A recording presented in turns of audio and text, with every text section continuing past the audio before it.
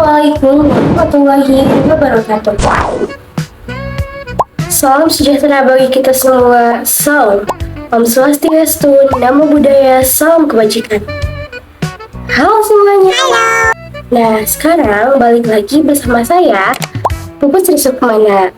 Saya dari kelas BKI 5A. Dan di sini saya kembali lagi akan mempresentasikan bagaimana pertemuan keempat dalam mata kuliah teknik produksi film minggu kemarin ini berlangsung. Jangan lupa simak video berikut ya. Oke, siap.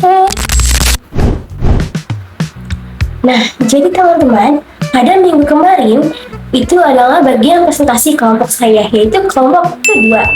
Makalahnya yang berjudul Ruang Kreatif di Balik Layar.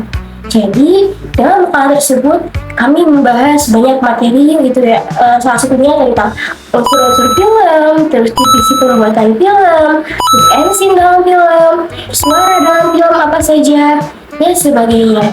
Nah, jadi pada minggu kemarin, kelompok 2 melakukan presentasi secara bergiliran mempresentasikan mengenai isi dari materinya.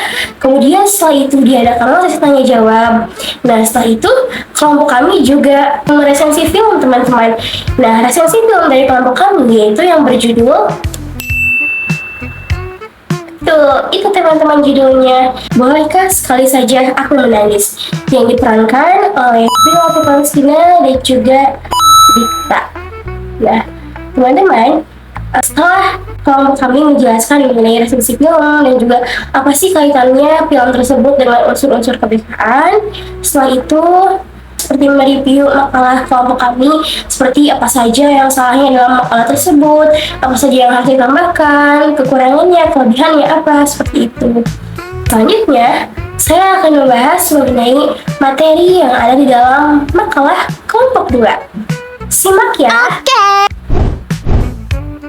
Nah, teman-teman, yang pertama itu adalah unsur-unsur film. Jadi, secara garis besar, unsur film ini terbagi menjadi 2, teman-teman. Yang pertama itu ada unsur naratif, dan yang kedua ada unsur sinematik. Nah, jadi unsur naratif ini bisa dibilang adalah cerita dasar dalam sebuah film. Jadi, naratif ini bukan hanya sekedar rangkaian kejadian biasa, tetapi merupakan rangkaian peristiwa yang saling terhubung satu sama lain melalui hubungan sebab dan akibat dalam ruang dan waktu tertentu, teman-teman. Nah, teman-teman, dalam unsur naratif ini ada beberapa elemen penting yang harus diperhatikan. Seperti yang pertama ada tokoh atau karakter. Jadi ini merupakan orang yang menjalankan ceritanya. Bisa berupa tokoh antagonis, tokoh protagonis, bahkan tokoh pendukung. Nah, yang kedua, teman-teman, ada tema. Jadi tema yang diangkat dalam film tersebut apakah tentang persahabatan, perjuangan hidup, cinta, ataupun keadilan.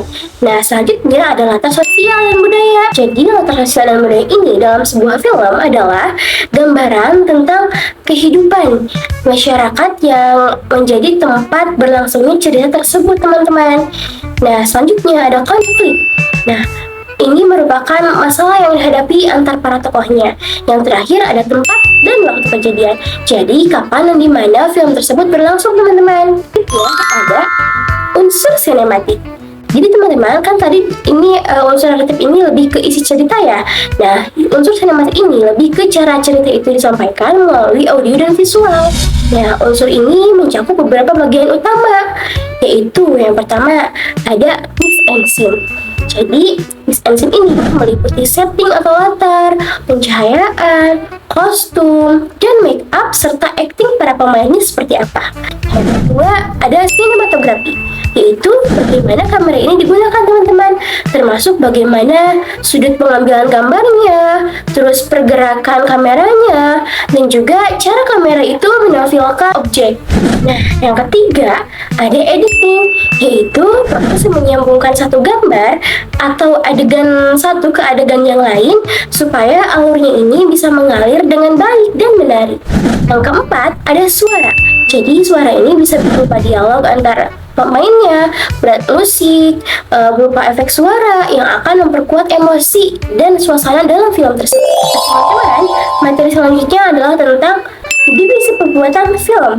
Nah, dalam divisi pembuatan film ini yang pertama ada Departemen produksi. Nah, departemen produksi ini dalam sebuah film merupakan bagian yang memiliki tanggung jawab atas seluruh proses pelaksanaan produksi, mulai dari tahap persiapan, pengaturan, teknis, hingga pelaksanaan di lapangan.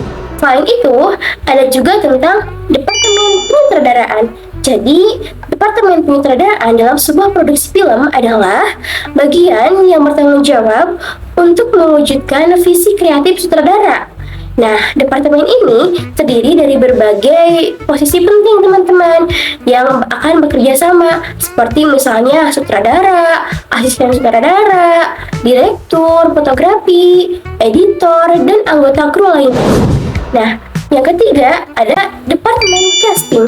Jadi, departemen casting ini merupakan departemen pemeran atau casting bagian dari produksi film, televisi, atau teater yang bertugas mencari dan memilih aktor untuk berbagai peran. Selanjutnya teman-teman ada departemen kamera.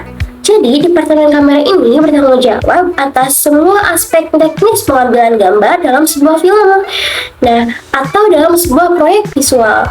Anggotanya seperti sinematografer, operator kamera, dan asisten kamera. Dan selanjutnya teman-teman ada departemen artistik. Departemen artistik atau tata artistik bertugas untuk membuat tampilan visual dalam sebuah film teman-teman, seperti latar tempat, properti, suasana yang mendukung. Nah, yang selanjutnya keenam ada departemen suara. Nah, departemen suara ini bertanggung jawab atas semua aspek audio dalam sebuah film teman-teman. Ini mencakup seperti perekaman suara selama syuting, terus penyuntingan suara, percampuran suara, dan pembuatan efek suara. Nah, selanjutnya ada Departemen Kostum dan Tata Rias. Nah, dalam Departemen Kostum dan Tata Rias atau make up berperan sangat penting dalam menciptakan tampilan visual karakter dan memastikan konsistensi dalam desain visual produksi. Nah, selanjutnya ada Departemen Pasca Produksi.